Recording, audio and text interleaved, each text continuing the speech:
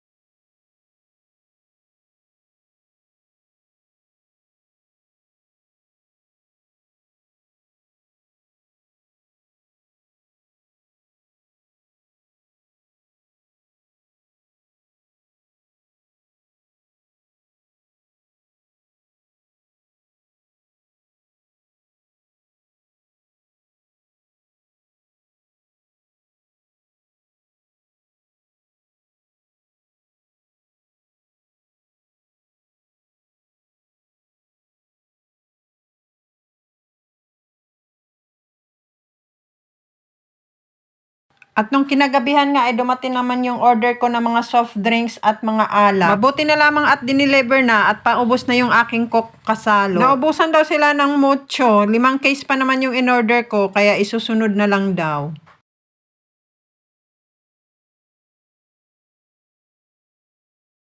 At inarrange ko na rin ito mga kasari para naman matapos na ang aking mga gawain sa bahay at sa tindahan. O siya mga kasari, thank you for watching and happy selling. Dito na lamang po. Marami pong salamat sa inyong pakikinood. Bye!